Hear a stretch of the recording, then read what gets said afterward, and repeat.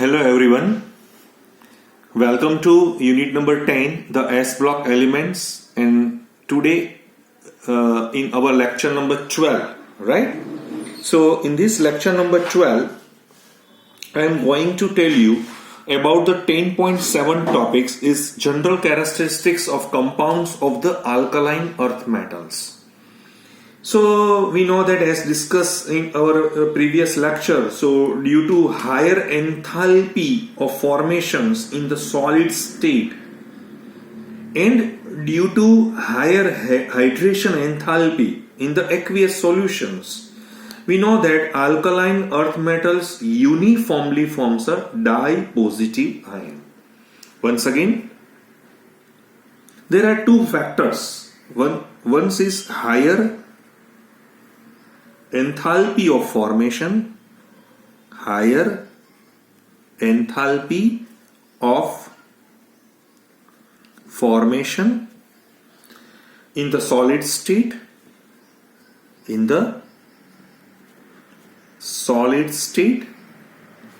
and higher hydration enthalpy,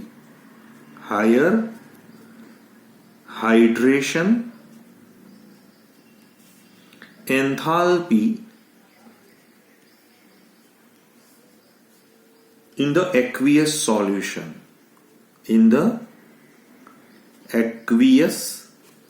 solution, we know that alkaline earth metals uniformly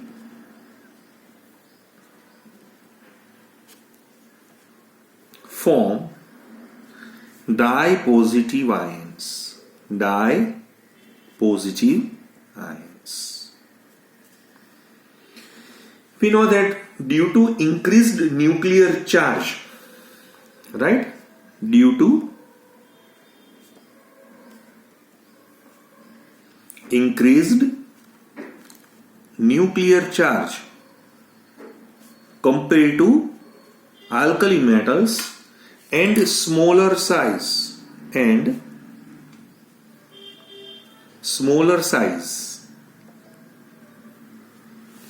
alkaline earth metals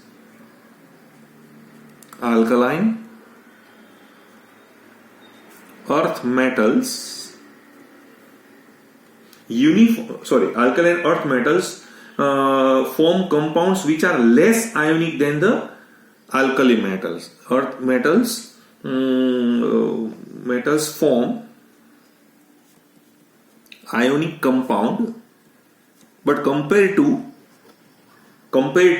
corresponding compounds of the alkali metals. Number 3, usually the oxides and other salts of beryllium and magnesium, oxides of this beryllium and magnesium are near about we call as a more covalent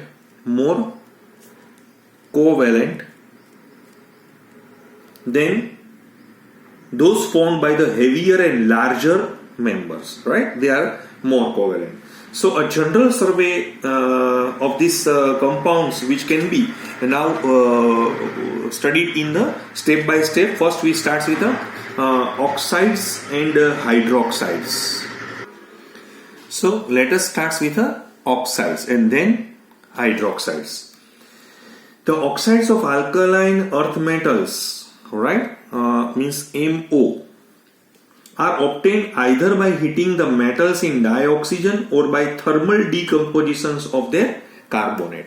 Means formation of MO, either we have to combustions with oxygen, so they form such a type of oxides compound where M is equal to either beryllium, magnesium and calcium.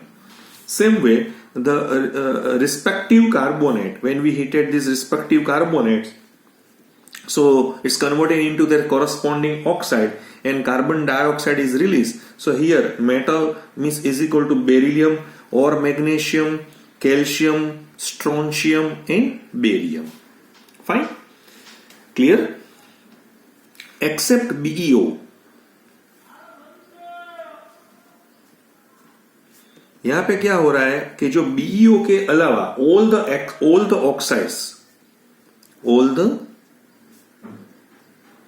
Oxides have rock salt structure, यानी NaCl जैसा उसका जो structure है, rock salt structure. The enthalpies of the formation of these oxides are quite high and consequently they are very much stable. Right? तो देखिए मैं थोड़ा आपको यहाँ पे डेटा भी दिखाना चाहता हूं. मेरे पास है बेरिलियम ऑक्साइड, हमारी बुक में नहीं दिया हुआ है.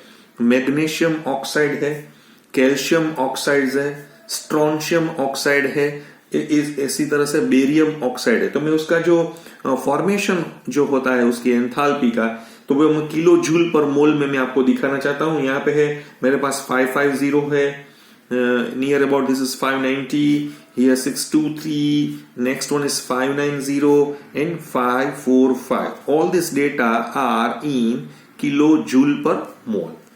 So मैंने आपको बताया कि all the oxides में further the enthalpies of the formations of these oxides are quite high and consequently they are very much stable.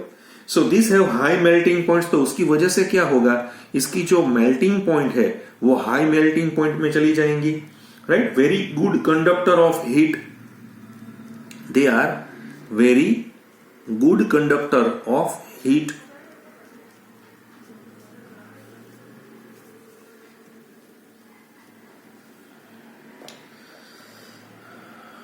तो इसकी वजह से उसका यूज कहां पे हो रहा है? Because of this properties this oxides are use for lining furnace. Right? जो फर्नेस की जो लाइनिंग होती है तो वहां पे हम उसको यूज कर रहे हैं, क्योंकि जो फर्नेस में ज्यादा हीट होने की वजह से, और रिफ्रैक्टरी मटेरियल्स में भी उसका यूज हो रहा है. कहां पे यूज हो रहा है? रिफ्रैक्टरी मटेरियल्स में.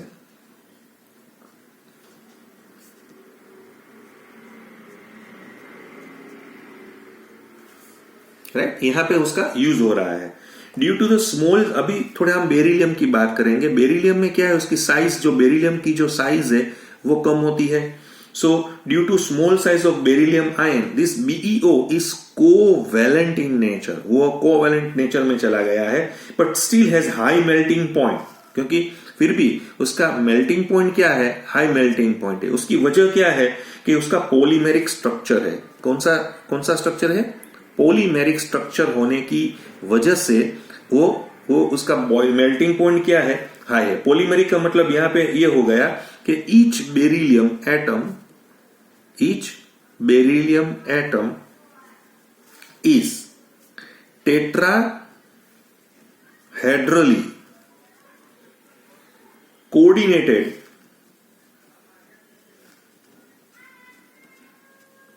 to 4 other oxygen. 4 और ऑक्सीजन के साथ वो यहां पे जुड़ा हुआ है. राइट?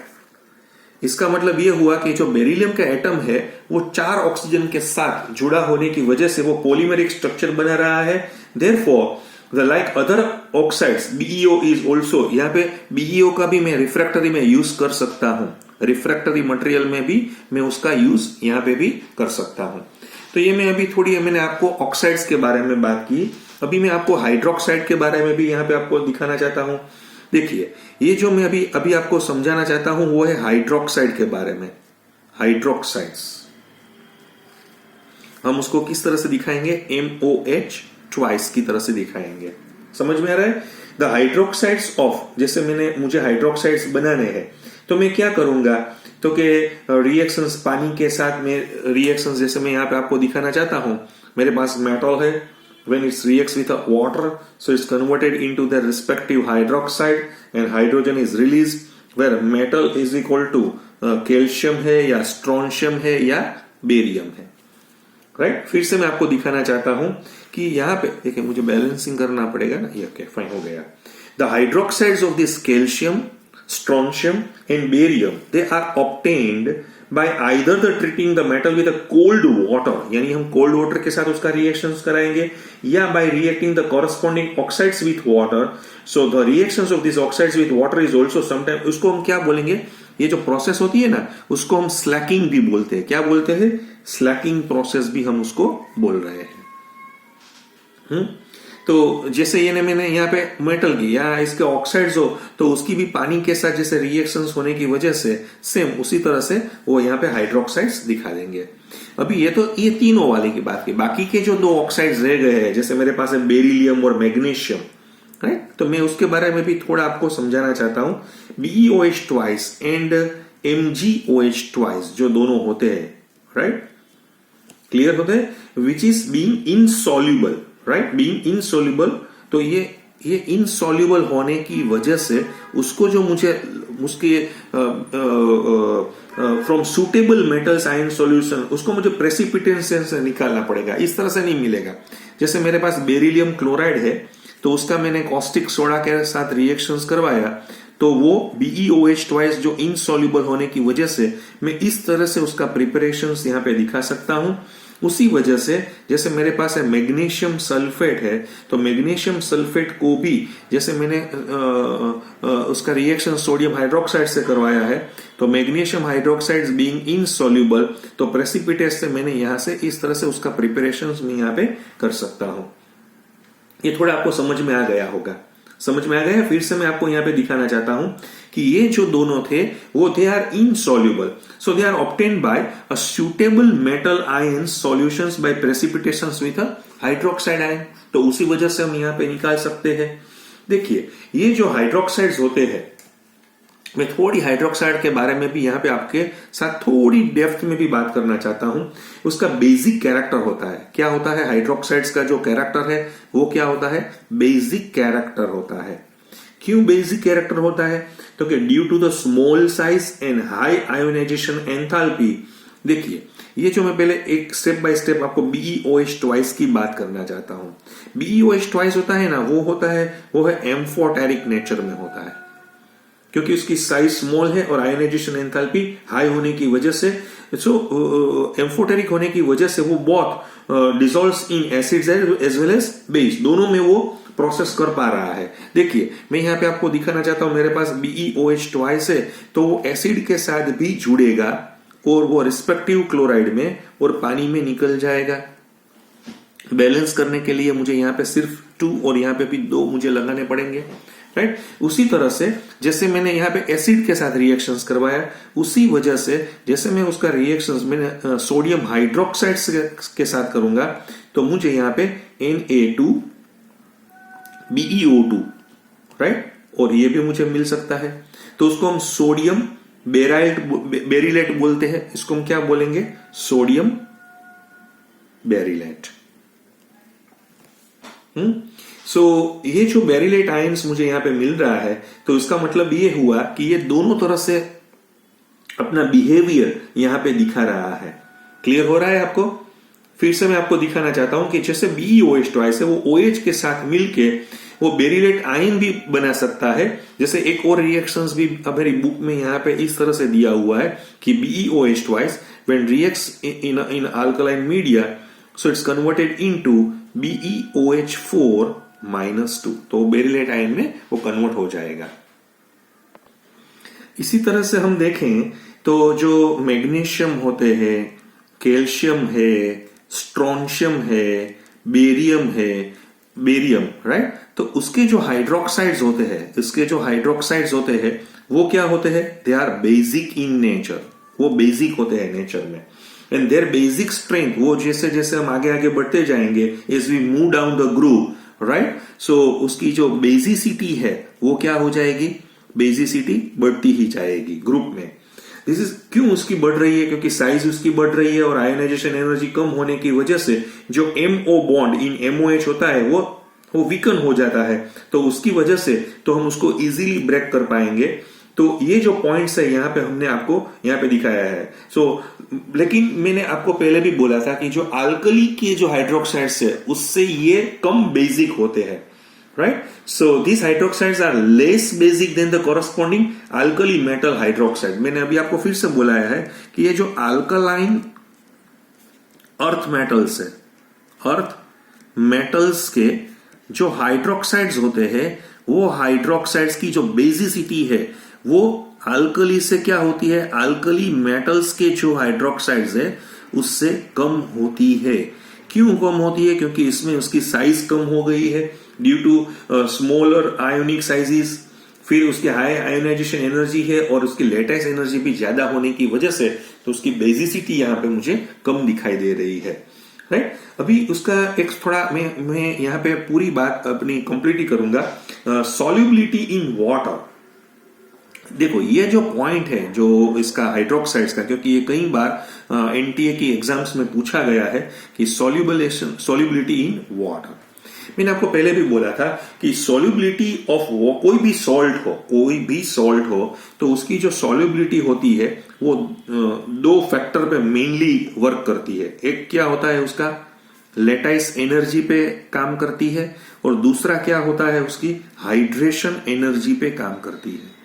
ये आपको सोच लेना चाहिए, क्योंकि जिसको पानी में उसको मिसिबल होना है तो ये दोनों फैक्टर यहां पे वर्क हो रहे हैं। समझ में आ रहा है? फिर से मैं आपको देखिए, मैं अभी आपको जैसे जनरल दिखा रहा हूं, ये कोई ऐसा कोई पॉइंट नहीं है। जिसकी भी हाइड्रेशन एनर्जी लेटाइस एनर्जी से ज्यादा हो जाएगी तो वो सॉल्ट क्या हो जाएगा, तो कि वो सॉल्ट डिसॉल्व हो जाएगा, वो वहां पे घुल जाएगा। लेकिन मैंने अभी आपको बोला था कि जैसे हाइड्रेशन एनर्जी या हम उसको एंथैल्पी भी बोल सकते हैं, उससे लेटाइस एंथैल्पी ज्यादा हो, यानी लेटाइस में वो ज्यादा स्टेबल होने की वजह से तो वो salt does not dissolve, right? तो वो डिसॉल्व नहीं हो पा रहा है। ये बिल्कुल मैंने अभी आपको पहले भी अल्कली मेटल्स में भी यही दिखाया था, यही समझाया था कि अगर वो लेटाइस से इतनी अच्छी तरह से जुड़ चुके हैं कि अगर हम इसमें पानी डालें तो भी वो ब्रेक नहीं हो पा रहा है, इसका मतलब हाइड्रेशन एनर्जी इतनी ज्यादा निकल नहीं रही है लेटाइस एनर्जी से ज्यादा, तो उसकी वजह से हम इसका सॉल्युबिलिटी का पॉइंट्स भी उसी तरह से हम देख पाएंगे। तो ये जो वजह होने की वजह से हमें क्या हुआ कि the alkaline earth metals hydroxides are less soluble in water. मैंने अभी आपको बोला था they are less soluble in water compare to what alkali जो मेटल्स होते हैं उसकी अल्कली मेटल्स के जो हाइड्रोक्साइड्स होते हैं तो उससे वो कम वाटर सोल्यूबल होते हैं। समझ में आ रहा है? The solubility of this alkaline earth metal hydroxide in water increase, जैसे जैसे में हम नीचे नीचे चले जाएंगे तो वो इंक्रीज हो जाएंगी। क्यों इंक्रीज हो जाएंगी? मैंने अभी आपको बोला कि जैसे मेरे पास है बेरिलियम हाइड्रोक्साइड है, राइट? फिर मेरे पास क्या है, मैग्नीशियम हाइड्रोक्साइड है। नेक्स्ट मेरे पास क्या है, कैल्शियम हाइड्रोक्साइड है। नेक्स्ट मेरे पास स्ट्रोंशियम हाइड्रोक्साइड है। उसी वजह से मेरे पास बेरिलियम हाइड्रोक्साइड है। अब देखिए जैसे जैसे जैसे मैं नीचे ग्रुप में चला जा रहा हूं तो लेटाइस एनर्जी और लेटाइस एनर्जी और हाइड्रेशन एनर्जी दोनों कम हो जाएगी और जो साइज ऑफ केटाइन है वो इंक्रीज हो जाएगा। सो साइज ऑफ केटाइन इंक्रीज होने की वजह से क्या होगा, लेटाइस एनर्जी डिक्रीज हो जाएगी, मोर रैपिडली डिक्रीज हो जाएगी as compare to the hydration energy. तो उसकी सॉल्युबिलिटी क्या हो जाएगी, इंक्रीज हो जाएगी। तो मैंने अभी आपको बोला कि जैसे जैसे हम आगे आगे बढ़ते जा रहे हैं तो मैंने ये नटशेल में दिखा रहा हूं कि बेसिक कैरेक्टर इस तरफ आगे बढ़ने से इंक्रीज भी हो रहा है और इसकी वाटर सॉल्युबिलिटी भी क्या हो रही है, वो भी इंक्रीज हो रही है, क्योंकि लेटाइस एंथैल्पी ज्यादा डिक्रीज होने की वजह से कंपेयर टू हाइड्रेशन एनर्जी ये मुझे यहां पे दिखाई दे रहा है।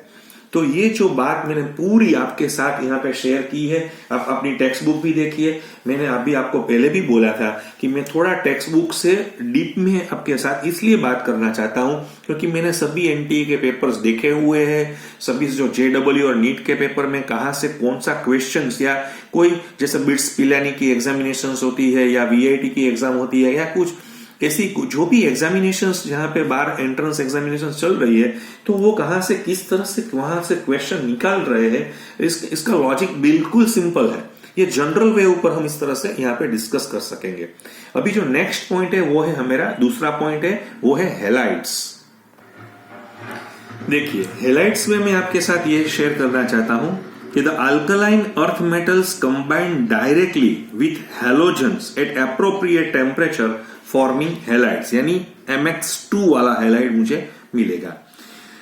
मुझे हेलाइट बनाने के लिए जैसे मैंने एक आपको टेक्निक यहाँ पे दिखा रहा हूं कि this halides can be prepared with the actions of halogen acid. मैंने यहाँ पे हेलोजन एसिड लिया हुआ है, तो मैं यहाँ पे MX2 और H2 इस तरह से दिखा सकता हूं, या इसके ऑक्साइड्स होते हैं उसका भी जो हेलोजन एसिड के साथ रिएक्शंस करवाऊंगा तो भी मैं यहाँ पे उसका रिस्पेक्टिव हेलाइट बना सकता हूं।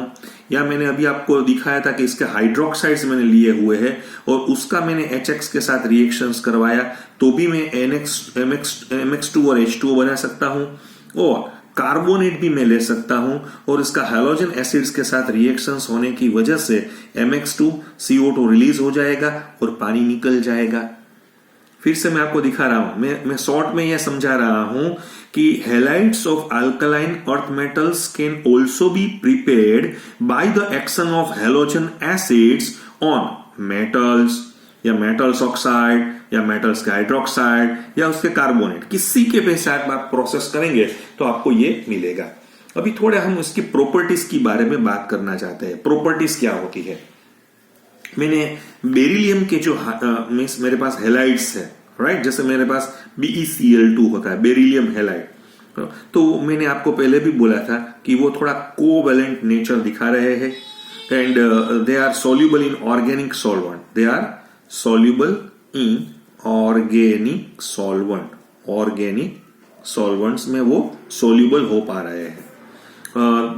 फिर वो हाइड्रोस्कोपिक होते हैं, हाइड्रोस्कोपिक भी होते हैं and fumes in air due to hydrolysis में क्या होता है, देखिए मैं आपको यहाँ पे रिएक्शंस दिखा रहा हूं।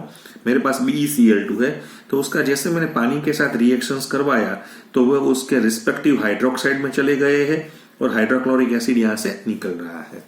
सो ड्यू टू हाइड्रोलिसिस और on hydrolysis they produce acidic solution, तो उसने यहाँ पे एसिडिक सॉल्यूशन यहाँ पे बनाया हुआ है।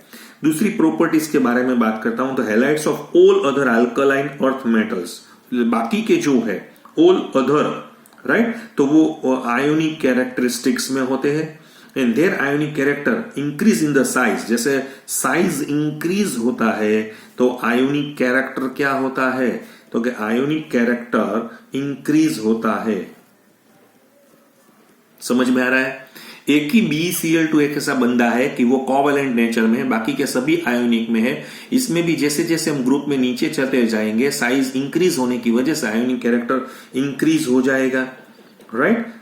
फिर मैं आपको एक और बात यहां पे दिखाना चाहता हूं कि BeCl2 मींस यहां पे मैं लिखता हूं except BeCl2, right, all other chlorides जैसे MgCl2, CaCl2 जो भी हो, right, they form hydrates, they form hydrate, वो हाइड्रेट्स बना पा रहे हैं। समझ में आ रहा है? But the tendency to form hydrates decreasing, जैसे मैंने अभी आपको दिखाया CaCl2 इंटू 6H2O है, जैसे मैंने एक और यहां पे MgCl2 इंटू 6H2O है, SrCl2 इंटू 6H2O है, बेरियम क्लोराइड जैसे BaCl2 इंटू 2H2 है।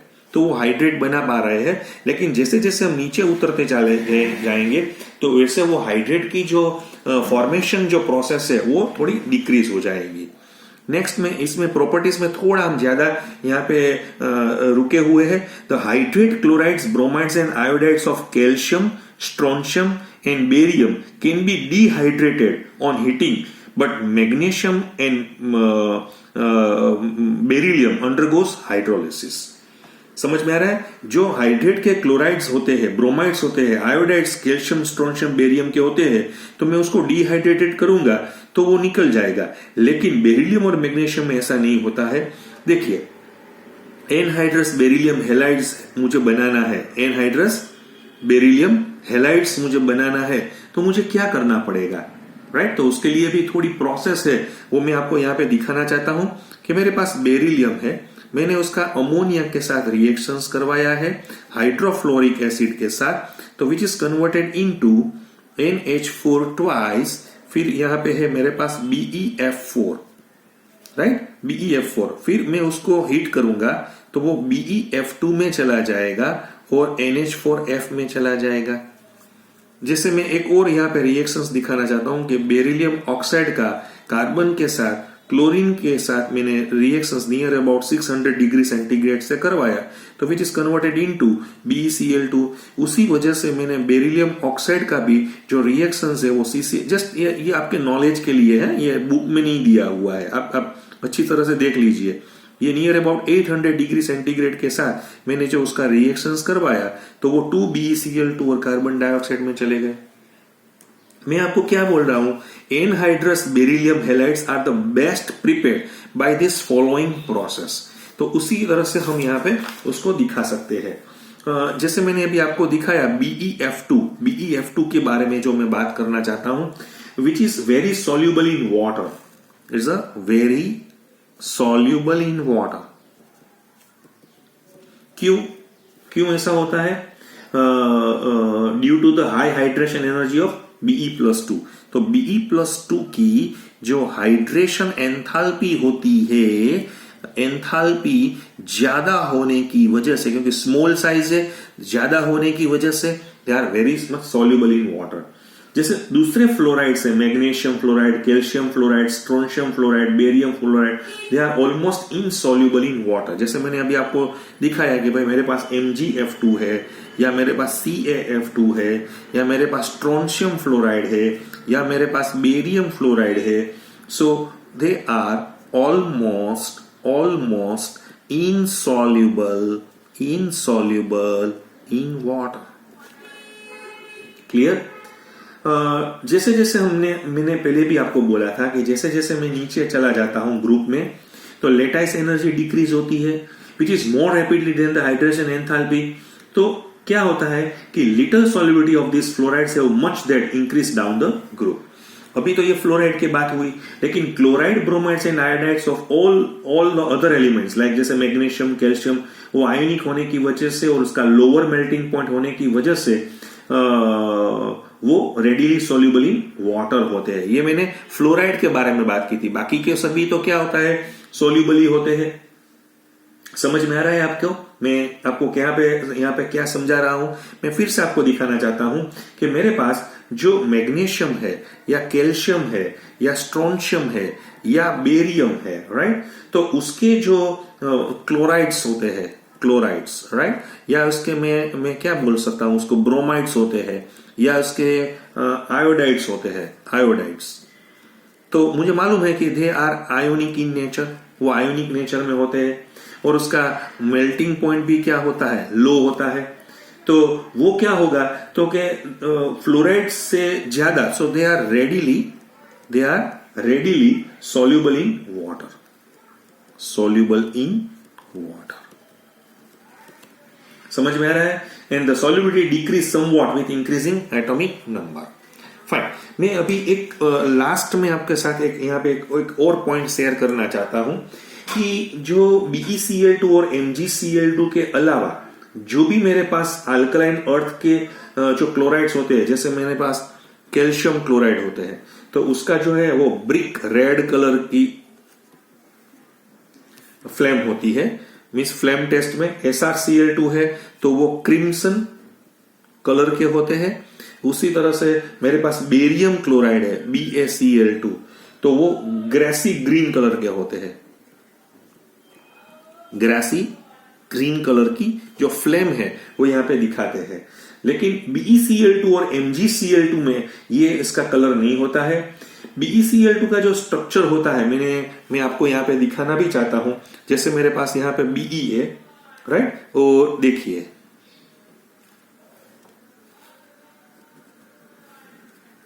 यहां पे Cl के साथ वो जुड़ गए हैं, सेम वे Cl, इस तरह से यहां पे बेरिलियम है, देखिए यहाँ पे भी मैं आपको Cl का और इस तरह से यहाँ पे भी मैं आपको Cl का दिखा रहा हूं, और ये जो दोनों Cl है वो यहाँ पे बेरिलियम के साथ जुड़े हुए हैं। और बेरिलियम फिर से क्लोराइड के साथ सेम वे बेरिलियम है। फिर मैं यहाँ पे आपको यहाँ पे इस तरह से ही दिखाना चाहता हूं। ये बेरिलियम क्लोराइड में जो स्ट्रक्चर्स होते हैं, तो आप देखेंगे in the solid phase BeCl2, जैसे मैंने अभी आपको बोला था ना, वो क्या बोला था मैंने, पॉलीमेरिक स्ट्रक्चर होते हैं उसके। तो ये polymeric structure with chloro bridges, right, इसमें जो ब्रिजिस होते हैं वो होता है क्लोरो ब्रिजिस होते हैं, which is halogen bonded one beryllium atom used as a lone pair of electrons to form a coordinate bond to the another beryllium atom। यहाँ पे आपको दिखाई देगा, यहाँ पे जो ये बॉन्ड एंगल होता है ना वो 98 का होता है, और ये जो बॉन्ड एंगल होता है वो नियर अबाउट 82 का होता है। लेकिन जैसे मैं वेपर फेज में चला जा रहा हूं, मैं उसको, ये तो सॉलिड फॉर्म में था ना, ये जो मैंने आपको दिखाया था वो तो सॉलिड फॉर्म में था, लेकिन जैसे मैं वेपर फेज में चला जाऊंगा तो ये क्लोरीन बेरिलियम, राइट, फिर वो क्लोरीन के साथ जुड़े होते हैं, यहाँ पे भी क्लोरीन के साथ जुड़े होते हैं।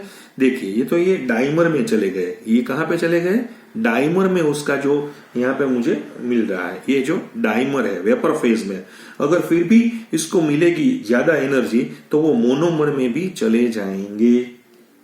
So in the vapor phase, it tends to form a chloro-bridge dimer which dissociated into the linear triatomic monomer at high temperature, right? अभी सभी को ऐसा होगा कि सर जी ये पूरा क्लोराइड समझने की जरूरत क्या है। देखिए इसमें कैल्शियम फ्लोराइड होते हैं जिसको हम फ्लोरस्पार बोलते हैं, तो वो which is most important of all the fluorides of the alkaline earth metals because it's a large scale source of fluorine। Fluorine मुझे ज्यादा से ज्यादा CaF2 में मिल सकता है। दूसरा CaCl2 है which is widely used in the melting ice on rods। जैसे रोड में जो आइस जैसे अभी जो सर्दी में जमा हो जाती है तो उसको निकालने के लिए, क्योंकि particularly in very cold countries, क्योंकि उसका यूज क्यों हो रहा है, क्योंकि CaCl2 का 30% उसका जो मिक्सचर होता है आइस के साथ वो freezes at 218 kelvin compare to the NaCl at 255 kelvin. So it is also used in drying agents in the laboratory. और तीसरा होता है एनहाइड्रस MgCl2 को हम इलेक्ट्रोलाइट एक्सट्रैक्शन मैग्नीशियम में से निकालना हो तो हम उसका यूज कर सकते हैं। तो आज के लिए कुछ इतना ही रखेंगे, नेक्स्ट लेक्चर में अभी उसके बारे में हम आगे बढ़ेंगे। Thank you very much.